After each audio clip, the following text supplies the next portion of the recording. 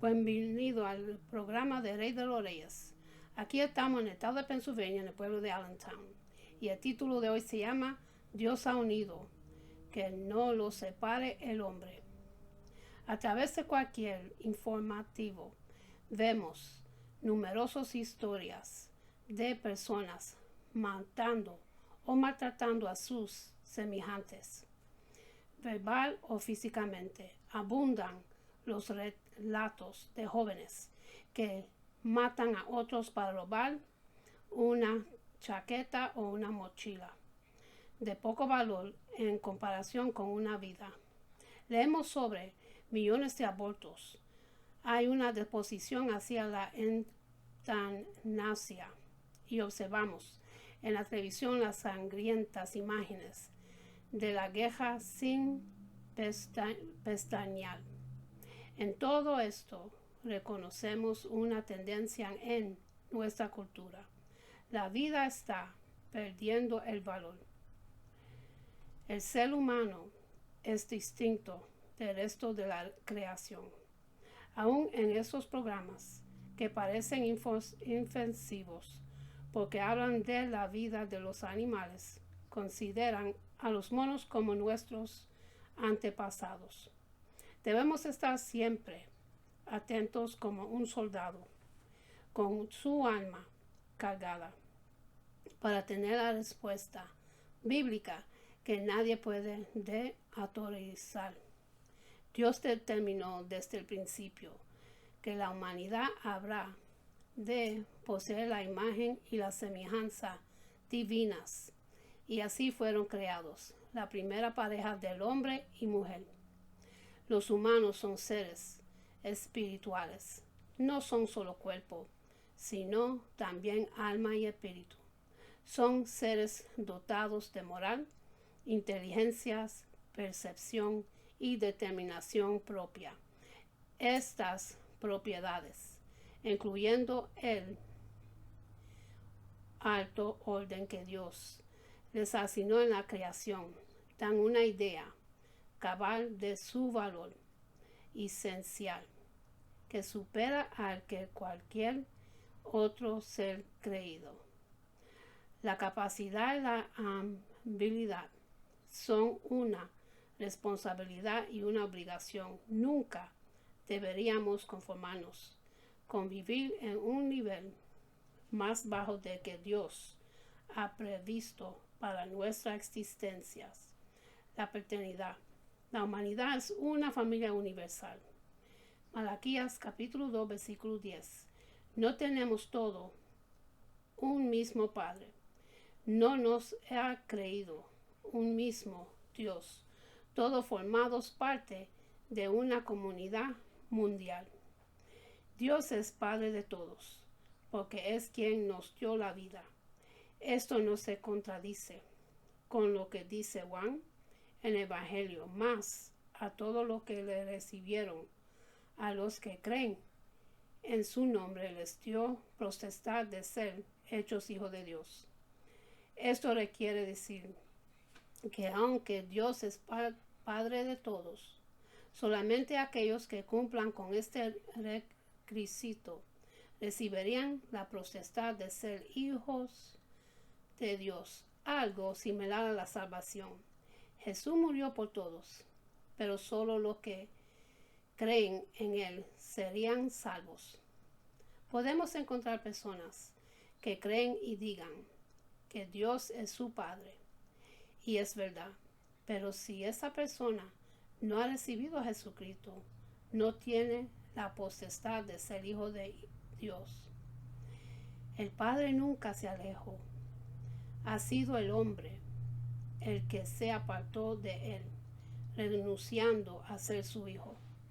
El padre del hijo pródigo siguió siendo padre, aun cuando su hijo lo abandonó. Pero él no tenía la potestad de disfrutar las bendiciones que provienen de su padre. ¿Cuántos jornaleros en casa de mi padre tienen abundancia de pan y yo aquí perezco de hambre? Desde el principio, en la escritura, Dios concede importancia a las relaciones fraternales, Caín, luego de quitar la vida a su hermano Abel, le pregunta a Dios: ¿soy yo acaso guardia de mi hermano? La palabra utiliza para guardar del hebreo significa resguardar, proteger, atender o considerar todas las alteraciones en el orden familiar y social, como el homicidio, el abuso en todas sus formas, y un escaso concepto de la vida. Se inició cuando entró el pecado y rompió el verdadero concepto y funcionamiento normal de la vida con el que fuimos creados. Un pequeño pecado de desobediencia de Adán y Eva abrió la puerta a un horror crimen. Esto nos hace ver la gravedad de los llamados pecados pequeños. En la primera carta de Juan leemos que Caín mató a su hermano porque sus obras eran malas y las de su hermano Abel eran justas. No solo somos guardias de nuestros hermanos y hermanas, sino que se nos llamará a juicio por la forma como los tratamos. El Evangelio de Mateo, capítulo 25, versículo 40 y el 45. A través de toda la escritura, hallemos que Dios siempre trata de llegar a las personas para atraerlas y alcanzarlas con su amor. Nos llama para que hagamos lo mismo con lo demás. El problema viene cuando nuestra naturaleza íntima de pecado nos presiona a actuar en forma diferente, como haciendo lo que hace la mayoría. Una vez que reconocemos que Dios nos ha llamado a amar y a ser responsables los unos por los otros, el siguiente paso es darnos cuenta de que cada vida es sagrada en todas sus etapas. La vida es sagrada porque el Creador mismo nos ha dado aliento de vida. De este modo nuestro valor procede de nuestro Creador, pero si decimos negar al Creador, negaremos el valor de la humanidad. Dios condenó a los israelitas que sacrificaban sus hijos al dios pagano Moloch en el libro de Levíticos, capítulo 20, versículo 2. Al actuar de esa manera manifestaban que los seres humanos no valían nada. Lo mismo ocurre en nuestros días. Desde el momento en que ocurre la concepción de un nuevo ser en el vientre de la madre, comienza un proceso de desarrollo que continúa hasta la edad adulta. El aborto construye definitivamente un crimen. Es interrumpir ese proceso y suprimir una vida humana, ya que la Biblia muestra que la vida comienza con la concepción. Dios nos formó cuando estamos en el vientre de nuestra madre. Salmos 139, versículo 13. El profeta Jeremías y el apóstol Pablo fueron llamados de cesante del nacimiento. Jeremías capítulo 1, versículo 5 y Galatas capítulo 1, versículo 15. Juan el Bautista saltó en el vientre de su madre cuando él escuchó la voz de María, la madre del Señor. Lucas capítulo 1, versículo 44. Obviamente los niños poseen eternidad espiritual desde que están en el vientre de sus madres. La Biblia no es más específica en el caso del aborto porque tal práctica era algo impensable para el pueblo de Dios. Por ejemplo, cuando Israel estaba en Egipto, un faraón cruel forzó a los israelitas a matar a sus niños recién nacidos. Nada dice de los que estaban en gestación. En la Biblia se considera este incidente como el más alto exponente de la crueldad y opresión. El libro de Éxodos, capítulo 1, versículo 15 hasta 22. La idea de matar a sus propios hijos era maldición entre los hebreos. A todos lo largo del Antiguo Testamento, las mujeres soñaban Los hijos se consideraban un don de Dios. Las mujeres imploraban no estar estéril. ¿Cómo puede una mujer destruir a su propio hijo? El aborto no solo es inconcebible, sino el máximo exponente de la barbarie humana. Todos tenemos una identidad y un lugar desde que nacimos en la familia. Tenemos que tomar nuestro lugar y actuar conforme al lugar que estamos ejerciendo. Si somos padres y madres, actuemos en la función de padres y madres. Si somos esposos y esposas, actuemos en la función de esposos y esposas. Si somos hijos e hijas, actuemos en la función de hijo y hija. Si somos abuelos y abuelas, actuemos en la función de abuelos y abuelas. Toma el lugar que Dios te asignó y sé de bendición en ese lugar. El Evangelio de Juan afirma en el segundo, capítulo 2, versículo 1 hasta el 12, que el primer milagro que Jesús hizo fue convertir el agua en vino en una boda, lo que podría haber sido una desastrosa fiesta debido a la falta de algo tan importante. Se convirtió en una famosa historia. Hay varias verdades sencillas, aunque profundas, que acontecieron en este milagro de Jesús. Jesús pidió agua, la sustancia más común de la tierra. Dijo Jesús: llenar estas tinajas de agua. No se puede pedir algo más sencillo. Esto lo hizo Él. El amor de Dios por las bodas y los matrimonios tiene un sentido fundamental. El matrimonio fue la primera relación que Dios instituyó. Aquí comienza la bendición en el orden social humano. El pacto matrimonial es el vínculo humano entre dos personas, más importante que mantener una total la unidad, la obra de Dios. Es como el pacto que Dios ha hecho con nosotros. Nuestro pacto matrimonial se puede mantener gracias al poder de su promesa y en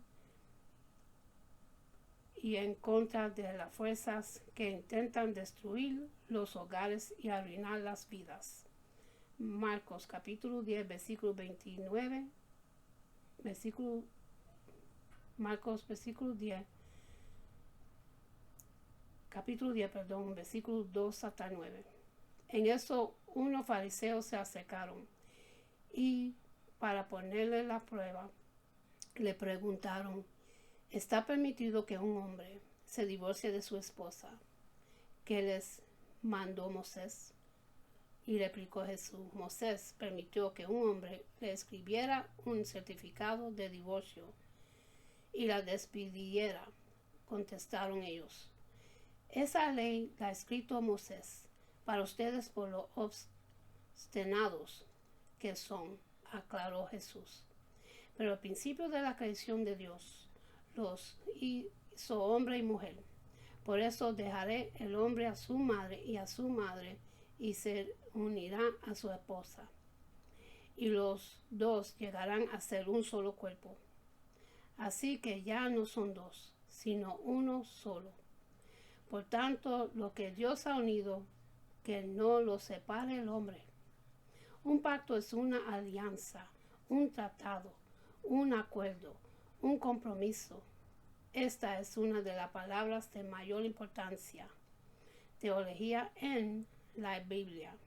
El concepto básico de Cristo como esposo y la iglesia como esposa es el amor inquebrantable. Pero ¿cómo debemos mantener nuestro pacto matrimonial cuando hay tantos problemas y limitaciones humanas para poder vencerlos. No es posible vivir en unidad con un cónyuge que no tiene el mismo amor por Jesucristo. Puede ser muy buenos amigos y quererse profundamente. Sin embargo, la verdadera base de cualquier matrimonio es que ambos permanezcan en Cristo. En un matrimonio cristiano, la base es segura para tomar cualquier decisión, ya sea la información y enseñanza de los hijos como en los compromisos de la vida, es permanecer en Cristo. Creyentes casados con sus cónyuges. Incrédulo, léele 1 Corintios capítulo 7, versículo 13 hasta el 15. Y si una mujer tiene un esposo que no es creyente y él consiste en vivir con ella, que no se divorcie de él, porque el esposo no creyente ha sido santificado por la unión con su esposa, y la esposa no creyente ha sido santificada por la unión de su esposo creyente. Si ahora no fuera, sus hijos serían impuros, mientras que de hecho son santos. Sin embargo, si el cónyuge no creyente decide separarse, no se les pidan en tales circunstancias. El cónyuge creyente queda sin obligación. Dios nos ha llamado a venir en paz. Es importante la relación sexual en el matrimonio. En Génesis capítulo 1 versículo 28, Dios le dio al hombre su primer mandato, ¿cuál es? Y los bendijo con estas palabras: sean fructíferos y multiplíquense, llenen la tierra y sométanla, dominen a los peces del mar y las aves del cielo, y a todos los reptiles que se arrastran por el suelo. ¿Qué significa la frase una sola carne? En el pasaje en Génesis capítulo 2 versículo 24, por tanto dejará el hombre a su padre y a su madre y se unirá a su mujer y serán una sola carne. La Biblia afirma en 1 Corintios capítulo 7 los versículos 2 hasta 5 que ni el marido ni la esposa tienen potestad sobre sus propios cuerpos.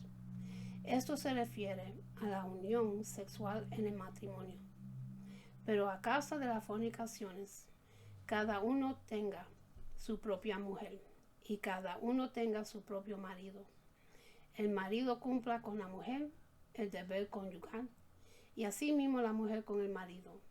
La mujer no tiene potestad sobre su propio cuerpo, sino el marido, ni tampoco tiene el marido potestad sobre su propio cuerpo, sino la mujer. No os niegues el uno al otro, a no ser por algún tiempo de mutuo consentimiento para ocuparlos sosegandamente en la oración y volver a juntarlos en uno, para que no os tiene Satanás a causa de vuestra incontinencia. El sexo no es todo en el matrimonio, pero muchos matrimonios se han roto por no haber tenido en cuenta la necesidad y la forma correcta de disfrutar del sexo. Una de las cosas que más está destruyendo a los adolescentes y jóvenes es el tema de sexo antes del matrimonio. La palabra de Dios enseña que el sexo antes del matrimonio es pecado. El sexo nos aleja de Dios, nos aleja de su propósito. Y si salimos del propósito, salimos del éxito que Dios nos ha prometido. Es importante estar siempre rodeado de gente y nunca solas con una persona de sexo opuesto. Si tienes un noviazgo con alguna persona, procura estar siempre con la familia, otros jóvenes, pero nunca a solas. Es bueno que como pareja decidan hacer un pacto de sanidad con el Señor. Consideran también que el sexo en la adolescencia trae muchos riesgos, enfermedades, embarazos no deseados y pérdida de integridad. En otras palabras, puedas arruinar tu vida por un momento de tontería y encontrarte con una situación que no planeaste. Otra de las cosas que suceden es la pérdida de eternidad. Cuando alguien entrega su cuerpo a otra persona, es porque no se ama a sí mismo o no se valora, ya que entrega su cuerpo al mayor postor, haciendo de su cuerpo un objeto cualquiera, y no algo que Dios nos ha dado y tenemos que cuidar en excelencia. Tomar un tiempo para hacer un pacto de santidad con el Señor. Cuídate y el Señor te bendeciría con el mejor hombre y la mejor mujer que necesitas. Valorarte y serás muy grande y Dios te lleva a lo mejor. ¿Alguna vez se ha oído que todas las personas deben casarse en curso de su vida? Si bien esta es la primera opción que Dios dispuesto para personas, la Biblia previene que algunos por diversos motivos nunca se casarán. Jesús, mientras reconocía que el matrimonio era la normal, citaba 3 ejemplos en lo que excepcionalmente optarán por el celibato. Evangelio de Mateo, capítulo 19, los versículos 10 hasta el 12. Los discípulos le dijeron a Jesús, si eso pasa entre el esposo y la esposa, lo mejor sería no casarse. Jesús le contestó, esta enseñanza solo la entienden las personas a quienes Dios les da como regalo no casarse. Es cierto que algunos no pueden casarse porque nacen con algún defecto que se lo impide. Otros no pueden casarse porque alguien les ha dañado el cuerpo. Pero también hay personas que no se casan para dedicarse solo a trabajar en el reino de Dios. Por eso esta enseñanza es solo para quienes decidan vivir así. Algunas personas viven muy presionadas por otros, con la idea que deben casarse. Otros que solo van a ser completos sin tener a su lado el cónyuge. Piensa equivocadamente que el matrimonio arreglará todos sus problemas de soledad, de tentación sexual, etc. Esta importante decisión, casarse o no casarse, debe ser tomado bajo la guía del Señor.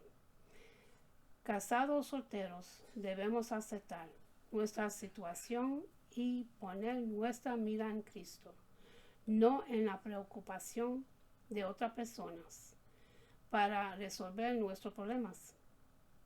Pablo aconseja acudir al Espíritu Santo, el que nos guía y nos capacita, tanto a los solteros como a los casados, en cumplir nuestras responsabilidades en el estado en que nos encontremos. Jesús dice que la voluntad de Dios, que los matrimonios permanezcan casados. Entonces, ¿de quién nació la idea de que las parejas se separen y se divorcien? Los fariseos y también los discípulos le preguntaron a Jesús si era ilícito al marido a repudiar a su mujer, despedirla, rehusar, devolverla o apartarse. Jesús le respondió en el Evangelio de Marcos capítulo 10, versículos 5, el 11 y el 12. Y respondió Jesús, le dijo, por la dureza de vuestro corazón os escribo este mandamiento. En el libro de Deuteronomio capítulo 24, versículo 1. Y les dijo, cualquiera que repudia a su mujer y se case con otra, comete adulterio contra ella. Y si la mujer repudia a su marido y se casa con otro, comete adulterio. Pero al principio de la creación, los dos serán una sola carne. Así que no son ya más dos, sino uno. Por lo tanto, lo que Dios juntó, no lo separe el hombre. Él exige la fidelidad y un trato justo en el seno de matrimonio. Dios repudia las actitudes porfiadas y crueles que destruyen este sagrado pacto y dan lugar a pensar en el divorcio. Obedece a Dios. Contraer matrimonio solamente en el Señor y ante el Señor. Sea amoroso y fiel con tu pareja. No consideres el divorcio como una solución ante cualquier problema. Si ambos son creyentes, confíen en Dios para recobrar la esperanza. Una vez más, lo que es el amor, la comprensión y el perdón divinos. Dios puede cambiar los corazones y quitar toda su dureza, si tan solo nosotros se lo permitimos. Es posible que en estos tiempos los hermanos y hermanas casados o solteros tengan dudas en uno de estos casos, tanto de noviazgo, separaciones, matrimonio o ideas de divorcio. No deben tomar decisiones sin consultar previamente a sus pastores, quienes lo ayudan a hacer todo en la voluntad del Señor. Además, porque cada caso es particular y merece atención preferencial. El esposo, Dios puso que el matrimonio fuese modelo de las relaciones que Él quiere establecer con su pueblo. El marido debe honrar y comprender a la esposa, protegiéndola y reconociendo que ella es coheredera junto a él ante Dios. Esposo, sea amable y tierno con tu esposa, escúchala y pasa tiempo con ella. Ámala y hazla sentir sumamente importante. Reconoce que el no hacerlo así impediría tu vida de oración y tu comunicación con Dios. Lean las siguientes porciones bíblicas y tengan en cuenta las diferentes funciones y responsabilidades del esposo que se menciona en Efesios capítulo 5 versículo 23 hasta 29 y Colosenses capítulo 3 versículo 19. Veamos cómo esta verdad se aplica a la relación entre esposo y esposa. El papel que Dios asigna al marido es el de amar, cuidar y proteger a su esposa. Asimismo, desde una posición diferente, ella debe servir a su esposo sometiéndolo a él. Estas funciones no las determinan los cónyuges, tampoco en asignadas, de acuerdo a la cultura en la cual viven solo, sino son dispuestos por Dios como un medio a través del cual se manifiesta. La vida de Cristo en el hogar en este contexto, la palabra sumisión adquiere su pleno significado bíblico para la vida familiar. El marido y la esposa, ambos por igual, están sometidos a Dios para hacer todo cuanto Él les ha asignado en el servicio que se le presta el uno al otro. El marido y la esposa sirven y honran a Cristo. La palabra someteos describe a una persona que acepta su lugar bajo el orden constituido por Dios. También nos recuerda que el mandato de Dios de someternos no está dirigido solamente a las esposas. En Santiago capítulo 4 versículo 7 y Efesios capítulo 5 versículo 21 vemos que la directiva se aplica también a todo creyente.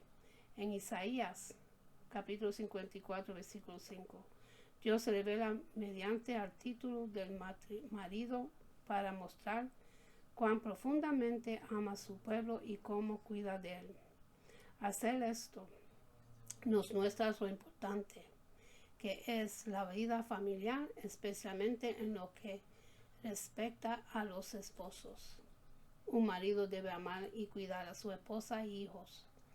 Los matrimonios que someten a la dirección divina encontrarán tanto la inspiración como el poder para lograr estos objetos, ya que esos atributos divinos fluirán y llenarán sus vidas. Dios es protector y proveedor. Y con esto termino, mis hermanos. Y para los que quieren recibir a Jesucristo en su corazón, para que su nombre esté escrito en el libro de la vida, repiten conmigo la oración de salvación y dice así: Padre Celestial, en el nombre de Jesús, yo me arrepiento de todos mis pecados y abro mi corazón para que Jesús venga dentro de mí.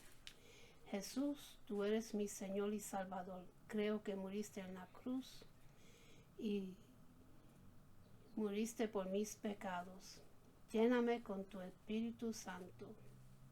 Gracias, Padre, por salvarme, en el nombre de Jesús. Amén. Y en cejar le voy a dar una oración que Jehová se entregó a Moisés cuando estaban en el desierto, y esto es para el pueblo de Dios, para cada uno de ustedes. Se consigue en el libro de Números, capítulo 6, versículo 24 hasta 26, dice así: Jehová te bendiga y te guarde. Jehová haga resplandecer su rostro sobre ti y tenga de ti misericordia.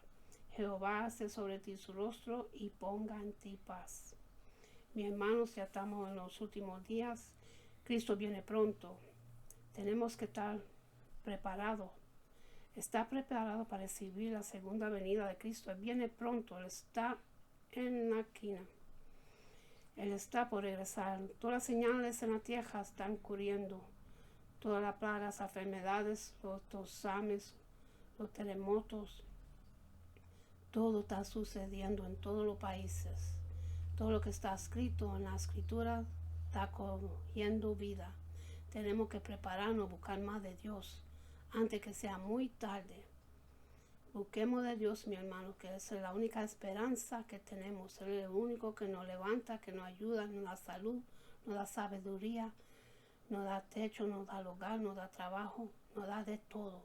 Porque Él es un Dios fuerte y poderoso y Él no quiere que nadie se perezca. Busquemos de Dios, mis amigos y hermanas en Cristo, que eso es lo que tenemos que hacer. Él dio su vida para nosotros, dejamos su sangre en el Calvario y fue torturado para darnos salud y para liberarnos y para reconciliarnos con el Padre eterno en el cielo. Y con esto lo dejo, mis hermanos, que Dios me los bendiga, me los guarde, que tengan buena noche, buen amanecer. Y acuérdense a darle gracias a Dios por otro día más de vida y hasta la próxima. Amén.